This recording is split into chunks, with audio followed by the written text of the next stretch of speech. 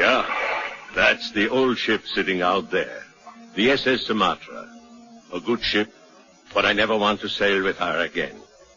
I was her captain for many years. Mostly the South Pacific, Surabaya, the Philippines, Java, Ceylon, and up and down the west coast of India. Ah, we had adventures, this old steel lady and me. But the last one was the worst one. It was a long time ago, but I'll never forget it. I still wake up at night screaming, and I don't scare easily. The newspapers carried the story of Kong. King Kong was what Denham called the beast. Who was Denham? I'll tell you the story about Denham, Driscoll, Anne, and the monster, King Kong.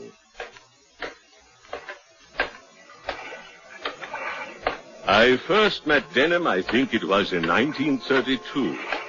Yeah, we were laid up here in New York Harbor. No cargo, no credit. A full crew to pay, and I had no money. It was winter, a heavy snow, Christmas coming. And if the devil came up that gangplank and asked me to sail him to hell, if he had the money, I would have given him the best cabin and sailed on the first tide. This was my cabin.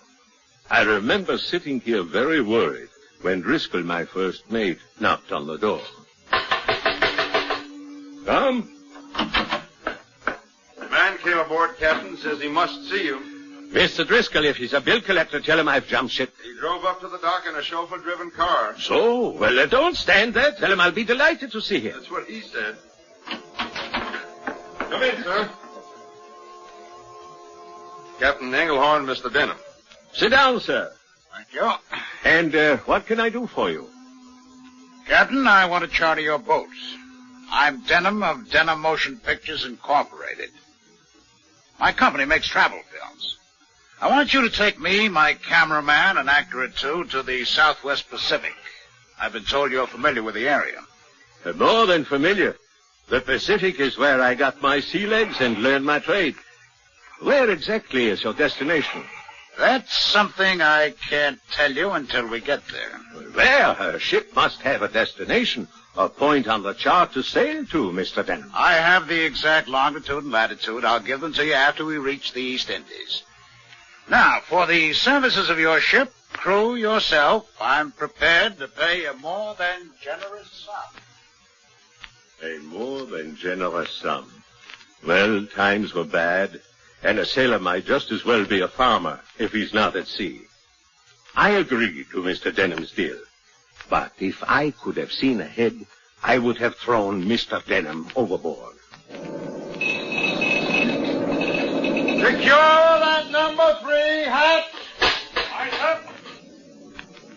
Go away. Easy now. Mr. Driscoll. Sir? I want to hoist anchors and sail on the ebb tide. Anxious to get underway? I get sick living on shore too long. Well, engine room reports steam is up to full. And I'll be glad to get away from this cold. Oh, heading south then, South and east. And that's all I know. Well, Mr. Denham is punctual. Send 2 men down to help him with his gear, Mr. Driscoll. Aye, sir. There's a woman with him. I recognize the outlines, Mr. Driscoll. 2 men to the dock. And make ready to cast off, Mr. Driscoll. Aye, sir. Denham and his movie people came aboard and were shown to the cabins below decks. Anne Darrow, a beautiful young lady, was an out-of-work actress who asked no questions. She had a job, and the idea of spending time in the tropics appealed to her.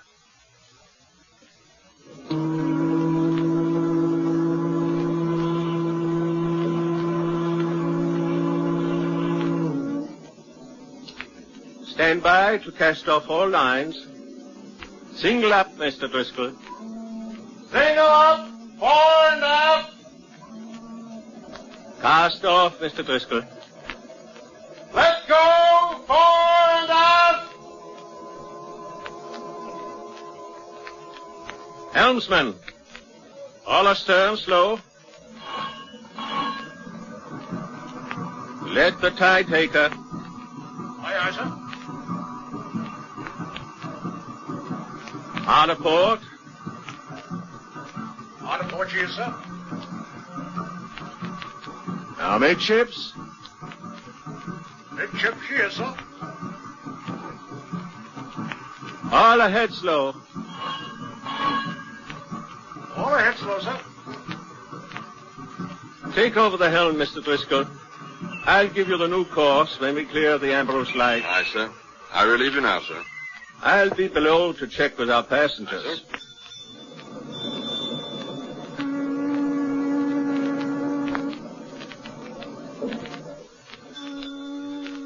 I tried very hard to be friendly with Mr. Denham, but that was very difficult.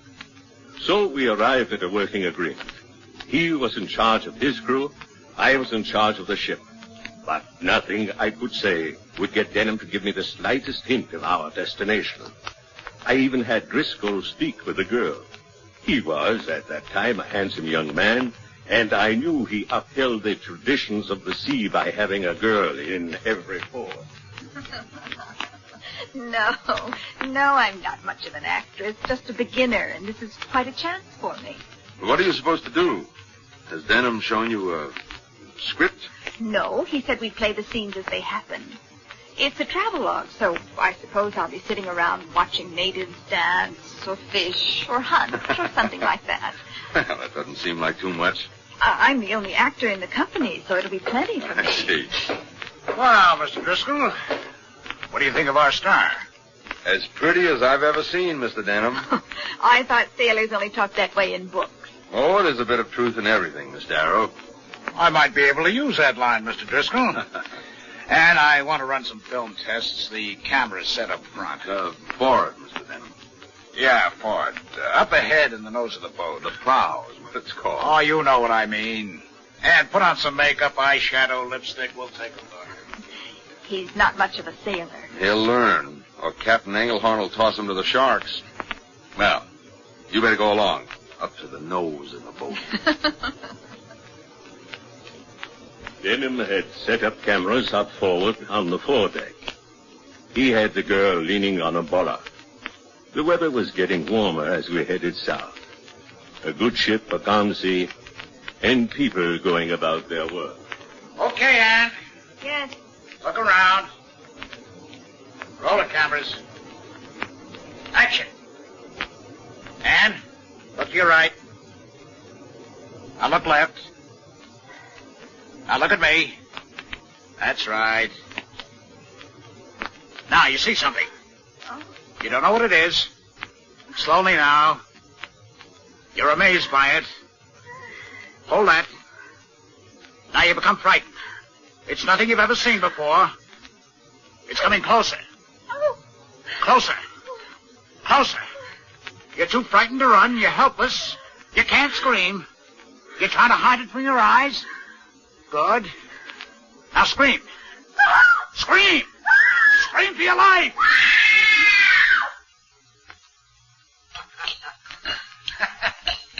It was only a simple scream test, just to see how well Anne can follow direction. But, Mr. Denham, it would seem to me you had some purpose. The poor kid was terrified. She's in her cabin now. Won't let anyone come near her. Oh, that just means she's a good actress. There's something you're not telling us, Denham. That's perfectly correct, mister. And I don't intend to tell you until I'm ready. You'll tell us now, Denham. Now, look, mister. I chartered this ship. You go where I tell you to go, and when I tell my actress to scream, she screams. And it's none of your business, sailor. Mr. Driscoll! Belay that! Mr. Driscoll! Stop that! Mr. Driscoll, you will go on deck and cool your temper. Mr. Denham, you will go below to your cabin. Oh, don't give me any orders. I don't go downstairs for anybody. The expression is below, Mr. Denham. I am master of life and death aboard this vessel, and you will go below, or I will have you locked in the brig. A brig means a prison, Mr. Denham. Mr. Driscoll? Aye, sir. You better behave as a first mate should. If you expect to command your own ship, you cannot make clear decisions when your mind is muddled with personal feelings. The safety of the ship and her crew is your first concern. You can break Denham's neck when we're safe in port. Is that clear? Aye, aye, sir. Very clear.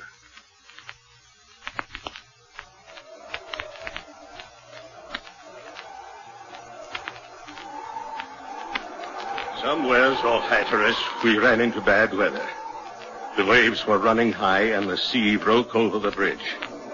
As sometimes happens in a storm, we shook loose some of the cargo. I sent Driscoll below to make everything secure. He was a good sailor, so I left it all in his hands. But below decks, in number 2 hold... This is the captain. Will you come below, sir? Problems, Mr. Driscoll? Yes, sir. You better come and take a look. In the older type ships, you had to cross the deck to get to the cargo hatches. Safety lines were rigged, and I held on for dear life. As I crossed the deck to number 2 hold, I was annoyed with Driscoll, but I knew he would never call me unless he had a good reason.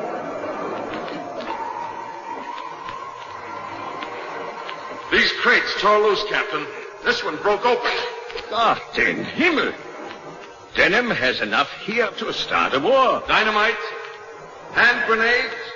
There's a case of high-powered rifles, ammunition, gas grenades. Why would he need these to make movies? Yes, sir, that's what I was wondering. Just nail up the crates and say nothing. Aye, sir. Denham said all he was carrying was motion picture equipment and supplies for 6 months. As far as I'm concerned, that's all he is carrying. Aye, sir. We know of nothing else. None of these guns and dynamite will be unloaded from the ship. Keep the hatch closed and locked, Mr. Driscoll. And give me the keys. We made good time on our way through the Panama Canal into the Pacific, through every type of weather. Now the skies were clear and blue as the days grew from warm to hot. On a course of south by west past Pitcairn Island, Rapa, then along the Tropic of Capricorn, almost to the Fijis. Then at 20 degrees south latitude and 160 degrees longitude west from Greenwich, with New Caledonia dead ahead. Come. Ah, Mr. Denham. Captain, I believe we've been making excellent time. So it depends on where we're heading. You know Lord Howe Island? Dead south of us, Mr. Denham. Then change course southeast of Howe Island to 40 degrees south and 140 degrees, 20 minutes east latitude. That's our destination. My charts show no islands there? That's the fault of the charts, Captain. I assure you that there is an island there, and that is our destination. And for what reason, Mr. Denham? The weirdest, wildest, most impossible thing you've ever seen. I'm going to make a movie the likes of which has never been made before. Have you ever heard of the word Kong? There are many things I haven't heard. And I, Captain. I first heard about Kong some 5 years ago. The man who told me was mad, raving. I would have dismissed the whole story if I hadn't seen a few feet of film he brought back. What I saw was enough to start me on my way. And frankly, Captain, now that we're almost there, I'm a little scared. You aren't the first man to be scared by a rumor. Now, you forget the film. I include the film. You know, lights and shadows make strange images. That is all your Kong is, believe me. Part of me would like to believe you, but the other half knows better. Then what is Kong, if not imagination? Not imagination, Captain. Kong is some strange kind of giant beast.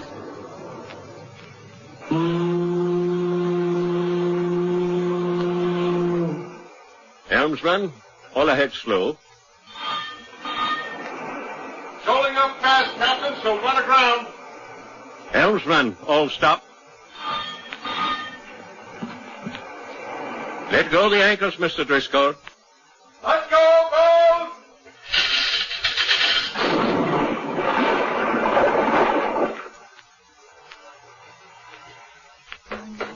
Captain Englehorn. Captain Englehorn. Do you hear the drums? Nothing unusual about drums in this part of the world. Call away number 1 boat, Mr. Driscoll.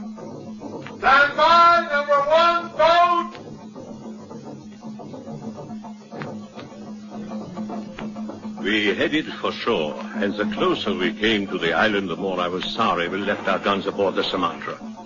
The beach was lined with native warriors, armed with spears and shields.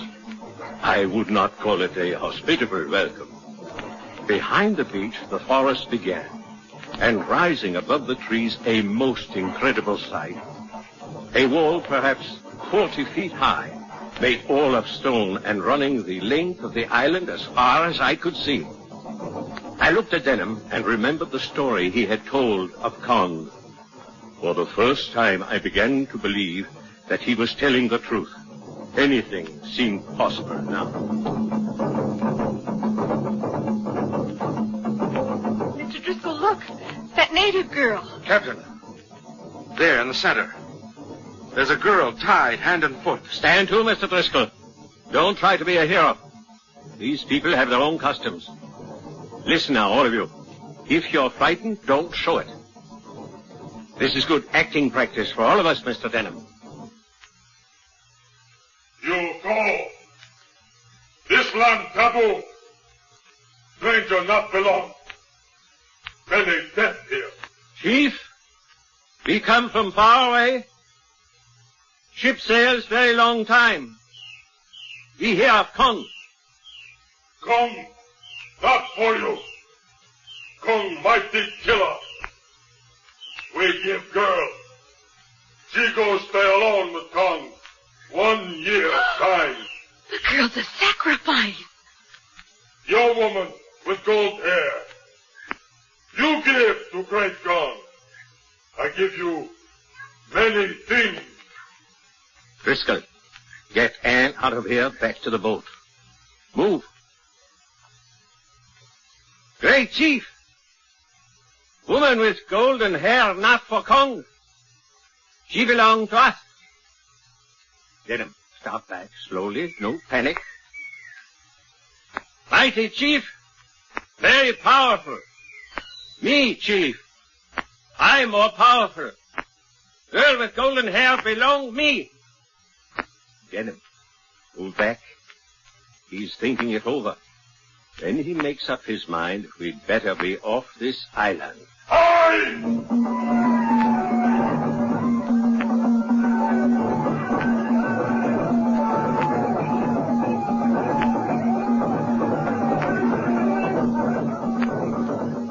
It was a close call.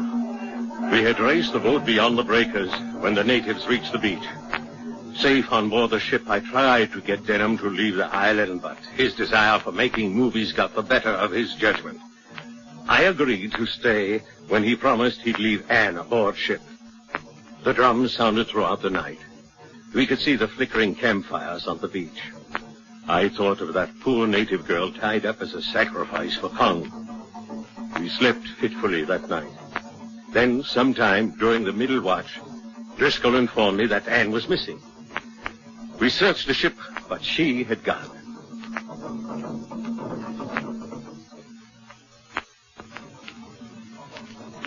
Anne had been taken by a war party of natives who had climbed aboard and captured her. Anne was to be a sacrifice to Kong. From the sounds coming from the island, there was little time for action. Mr. Driscoll! Aye, sir. Get 5 men, open up number 2 hold. Mr. Denham, I will overlook your bringing arms aboard this ship without permission. You will come along with the party. On the double, Mr. Driscoll. See that rifles, ammunition, hand grenades, gas grenades are issued to all the men.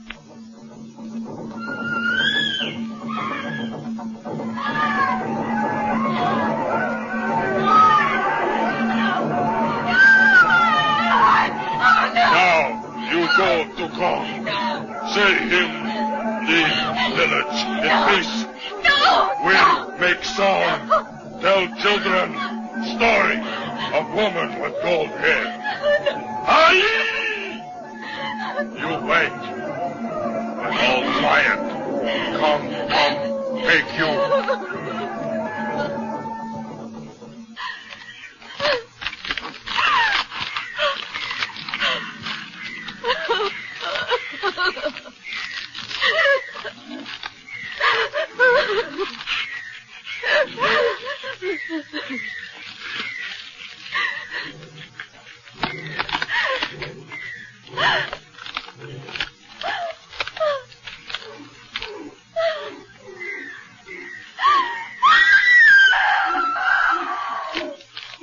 I've never seen anything that huge, Mr. Denham. We should have brought cannon. Rifles will be of little use against a monster that size. We must get Anne. We can't leave her. No one is leaving the girl.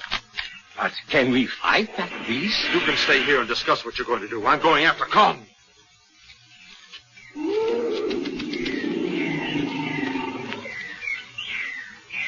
Kong, like a heavy tank, broke through the rainforest. Trees had fallen before him, and he left footprints 12 feet long. From time to time, we could see Kong's great head over the treetops. This was a nightmare world we had come to. We were now in what seemed to be a slice of prehistoric times which somehow found a way to survive until now. All around us were gigantic furrows, strange trees and animals, great lizards that should have been long since dead. Had it not been for the thought of the girl, I would have turned back many times. I am brave enough in the world, I know, but here...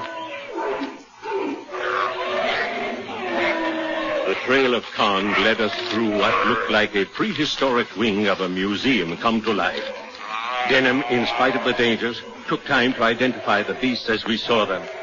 Stegosaurus, Triceratops, Megatherium, Megacerops, Hyanodon, flying things, crawling things. It would have interested me more if they didn't look at us like we were a good meal on the move. He's up ahead, Captain.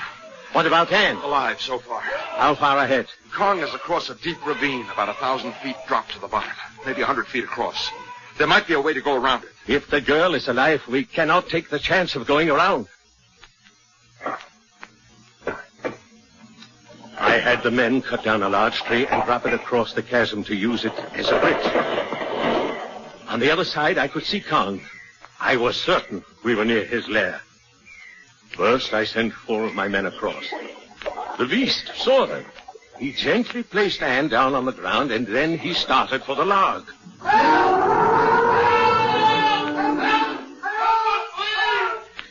Those 4 men held on for dear life as that giant monster shook and rolled the log. Finally, Kong lifted the 100-foot tree and slammed it back on the ground.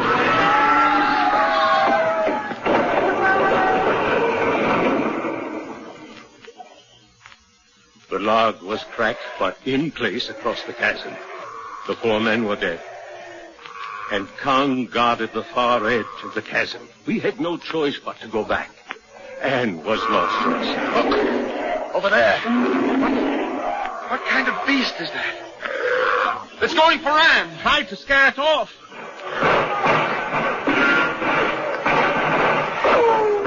Kong sees it. What is that thing? Can't tell exactly. It's something like Tyrannosaurus Paleocencus. A man-eater.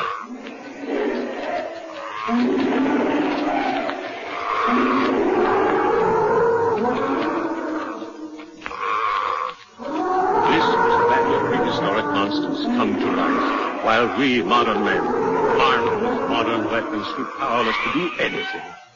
While the 2 giants fought, Driscoll picked up Anne, who had fainted from shock, and raced across the cracked tree which lay across the chasm.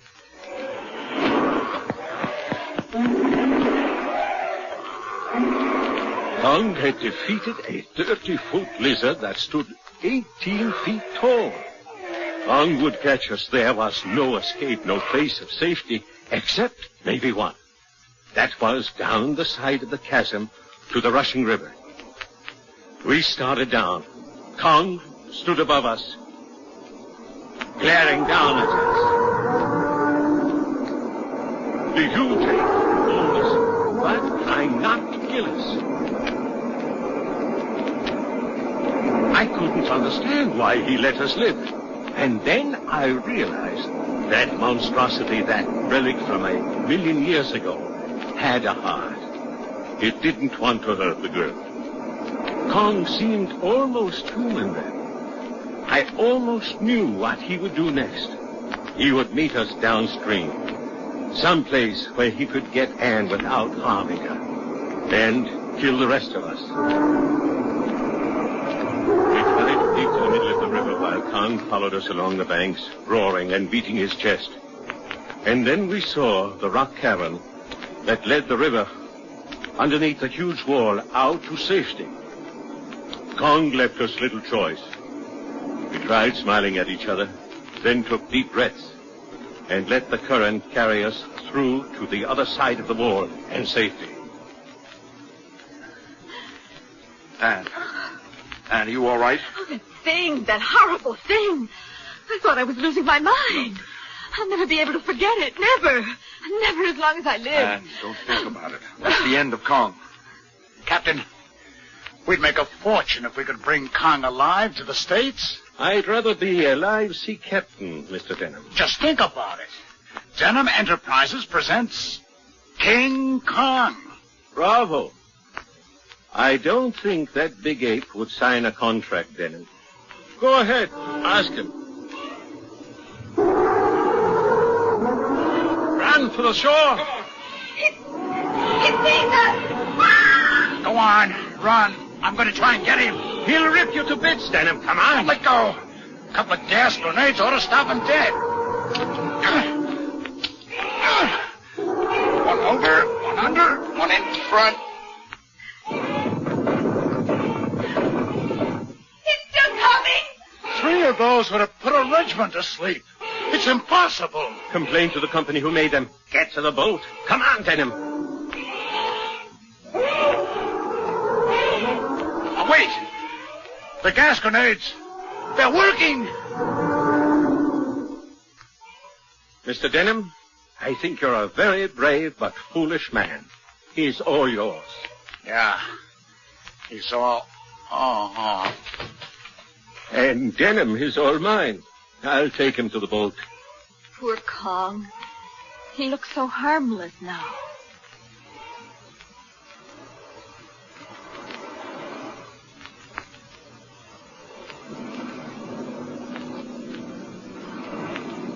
It took most of a day to get Kong out to the ship and placed in the hold.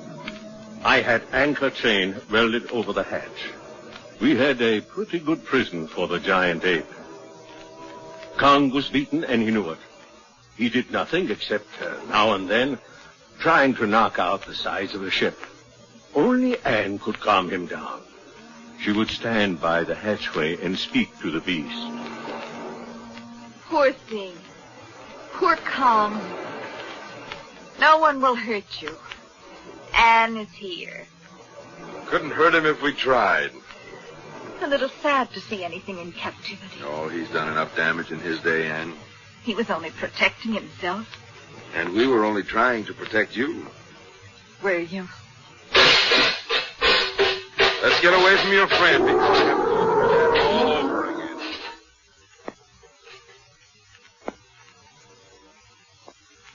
There is an old sailor's wish, calm sea and prosperous voyage, which we had going back.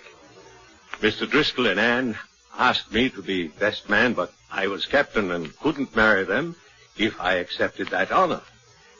Mr. Denham was best man. Anne and Driscoll became man and wife. When we sailed into New York Harbor, we were a happy ship carrying the strangest cargo ever to come into that port. Denham had a theater rented in the middle of New York City, in Times Square. There were plenty who'd pay to see this prehistoric killer, and just as many who thought Kong was a fake, but would pay just to ooh and ah. Kong was no longer the beast from that prehistoric jungle. He was frightened and beaten, and he went wherever Denham took him. Kong seemed like some monstrous organ grinder's monkey. It was the first night that Kong was to be shown. The theater was plastered with signs. King Kong, the name Denham had given the great ape. Denham asked me to be in the audience, to introduce me as the captain who shared all the dangers. Driscoll and Anne were also there. Denham said love interest was very important. In spite of himself, he was a brave man, and that we had to respect. The curtain went up. Ladies and gentlemen, a beast out of history, out of place, out of time, a sight once seen by cavemen, but never before viewed by modern man. Ladies and gentlemen, King Kong! Kong, frightened by the sounds of a strange world, began pulling at his huge chains. He looked out into the audience, and he saw Anne. We rushed her out of the theater. As the crowds panicked, Kong trampled them as he went after Anne. Kong loose in the city, police and fire departments useless as Kong began his search for the girl.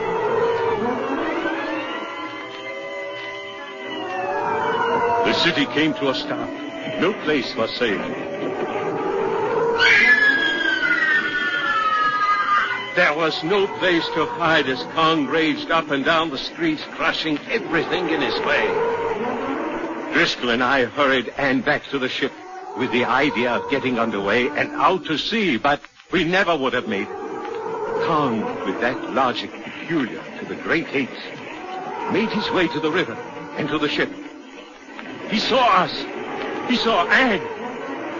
And then the great monster reached out. He took Anne.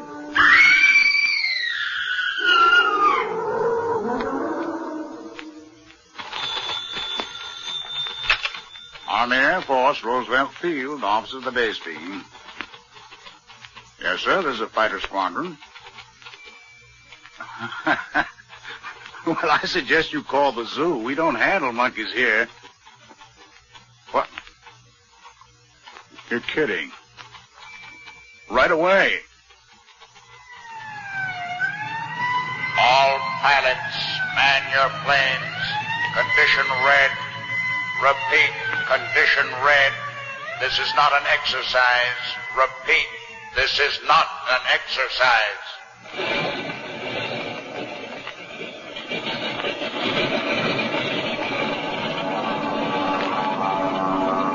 Kong destroyed all in his way. All we could do was to follow. It was impossible to shoot at him for fear of hitting Anne. Kong, in a panic, looking for safety, found the only place he thought he would be safe. Slowly, carrying Anne gently in one paw, he began to climb the Empire State Building, 102 stories into the air, over 1,000 feet from the ground. The crowds below were silent with fear. The only sound was Anne. Suddenly, from a long way away,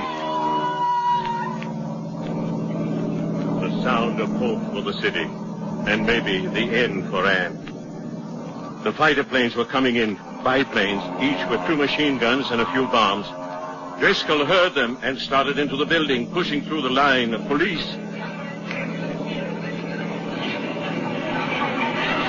Dawn was just breaking, and there they were, 9 fighter planes flying straight towards Kong. He held the girl high up in the air. The planes zoomed away. Red Leader, that thing's holding a girl in his paw. Check. Come around for another pass. Don't fire until I signal. Red Leader to all elements. Forget the girl. Shoot to kill. Can't do that. 8 million people in that city down there. Only one girl up here. Follow me in. Peel off.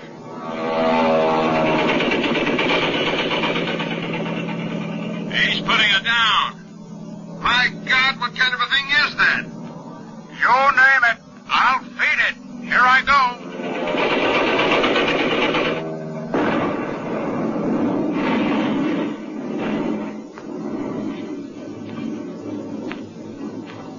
I could only see Kong put the girl down and hope that Driscoll had pulled her to safety. The fighters, with one plane missing now, continued making their runs on Kong. And he stood there pawing at them, trying to swipe them out of the air. Mud on bees against a giant. How much could Kong take? How many bullets? I don't know how long it took. All I could see was Kong weaving back and forth, always trying to fight off the planes. A monster fighting for its life. And then Kong began to topple, to stagger. The police pushed the crowds back, and the planes made one more run.